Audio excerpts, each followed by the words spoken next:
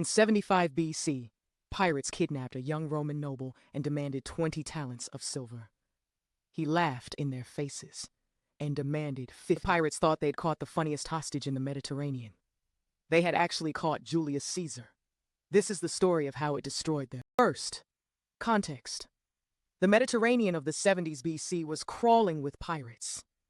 Cilician raiders ran a kidnapping industry from the coves of modern Turkey. They plundered the shipping lanes, raided coastal towns, and sold captives in slave markets by the thousands.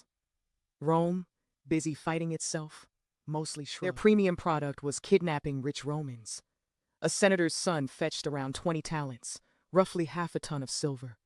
Good business, usually. Enter Caesar, 25 years old, sailing to Rhodes to study public speaking. Famous name, serious debts, and an ego the size of the Republic. Off the island of Pharmacusa, pirate sails closed in. His crew panicked. Caesar, by Plutarch's telling, treated the whole thing as an inconvenience. The pirates priced him at 20 talents. Caesar was offended, not by the kidnapping, by the valuation. A man like him, he said, was worth 50. He sent his companions to raise the silver from the cities of Asia Minor, kept 1 doctor and 2 servants, and settled in as if he owned the ship. For 38 days, he treated his captors as staff. He joined their games. He gave them orders.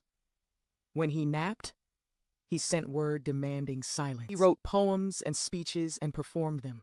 At length, when the pirates didn't applaud, he called them illiterate savages to their faces. He kept making one specific joke. The moment I'm free, I'm coming back to crucify every last one of you. The pirates thought it was hilarious. Picture it. An unarmed prisoner, surrounded by killers, roasting their taste in literature, and cheerfully promising them all a death sentence. The 50 talents arrived from Miletus, over a ton of silver. The pirates set him free on the shore, rich, cheerful, and already dead. They just didn't know. Caesar held no public office, no army, no legal authority, no budget. He walked into Miletus and raised a private war fleet anyway. Because of course he did. Days later he fell on their anchorage at Pharmacusa. He captured nearly the entire crew and took back every single coin of the 50 talents. He locked them in prison at Pergamon, then rode to the Roman governor of Asia, Marcus Junius, and politely requested their execution. Junius stalled. He kept eyeing the pirate loot and hinted the prisoners would fetch a nice price at the slave market. Bureaucracy, with a commission. So Caesar rode back to Pergamon, took the pirates out of prison on his own authority, which was none, and kept the promise he'd made on the ship. Crucified all of them. But first, Suetonius records, he had their throats cut, quick deaths instead of slow ones. By Roman standards, that was real mercy. That pattern runs through his entire career. Absurd self-belief, patient math, then total, exact follow-through.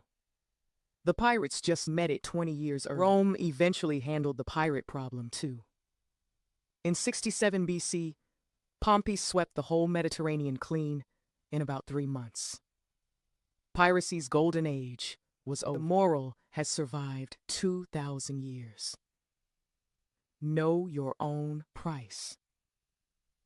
Keep your promises, especially the ones people laugh at. And always applaud the poetry.